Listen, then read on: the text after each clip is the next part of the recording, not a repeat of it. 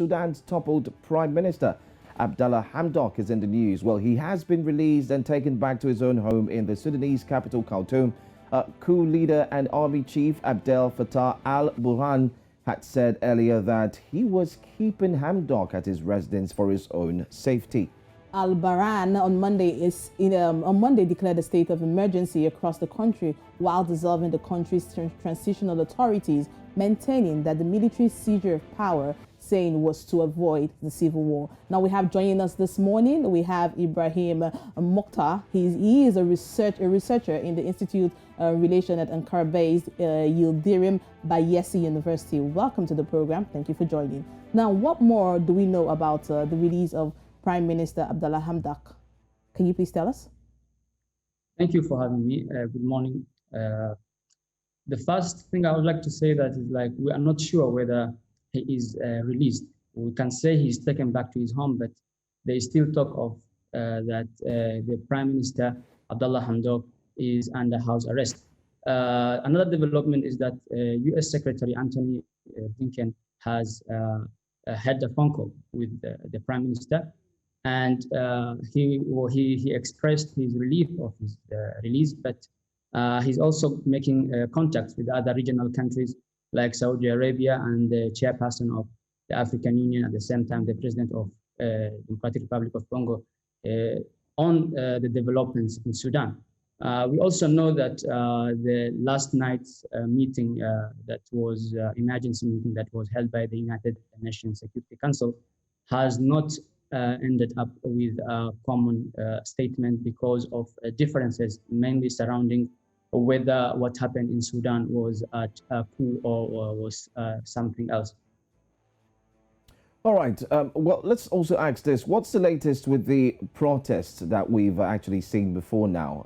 What has the opposition party been doing, and how much momentum has the protest gathered? Let's talk about the protest now. Well, sources on the ground tell us that the protests are still ongoing, and the Sudanese are, creating roadblocks and erecting roadblocks because Sudanese have bitter experiences with military coups that have often, resulted to the overthrow of democratic governments. This is not the first time that is happening, and the internet outage, of course, limits our access to what is exactly happening on ground. But what we are aware of is that what you call a million people rally is being organized right now, and it doesn't seem like the Sudanese youth, who make the vast or the biggest percentage of the population, are ready to let go of their hard and short-lived democracy.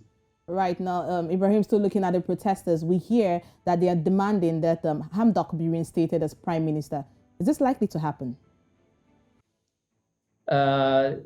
It's difficult to say at the moment, but it seems like the president and the head of the Sovereign Council, General Abdel Fattah al-Burhan, is isolated in the region and internationally at the moment, because the Sudanese are not seeming to back off.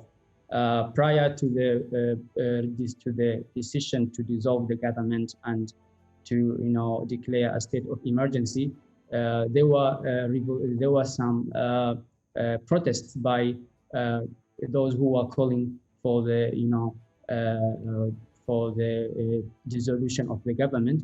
But these people were mainly not representing the majority of Sudanese people, and the counter-revolutions that are currently supportive of Prime Minister Hamdok are gaining momentum. Despite the internet outage, they are gaining momentum, and I don't think the international community are keen to see another Horn of African country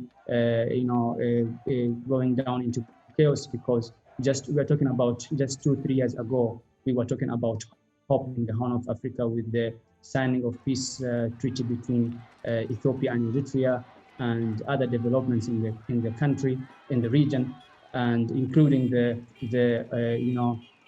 ousting of long-term Sudanese ruler Omar al-Bashir, and the pointing of way to a transitional government that was to lead the country towards election.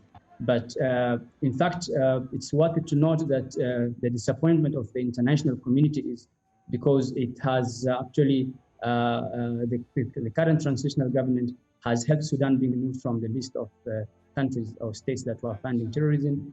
It had Abdullah Hamdok's government was also successful to ensure that debt relief was achieved to a large extent, and the peace agreements that were signed with rebels, and it was actually clear that the country was on the right path towards democracy, despite the turbulent situation in the region, and the current move by the General Abdel Fattah al-Burhan actually throws all these achievements into the air. All right. Lastly, can you tell us what the situation is currently now? Are people going about their businesses? Is the internet restored now? The internet is not restored at the moment, and many government workers actually are practicing civil disobedience to actually force the military to back off and return the affairs of the country, the ruling of the affairs of the country to the legitimate transitional government. And it is worth it to note that the era of the partnership between the civilian and the military was about to end before these events unfolded. And it actually started with the country being represented as going through turmoil, with the terrorist activities taking place in some parts of the country. Some tribes, the Bija tribes in the east of the country, were actually also protesting, and they closed down the port, and they were choking the country's economy. So all these were actually preliminary moves to create some,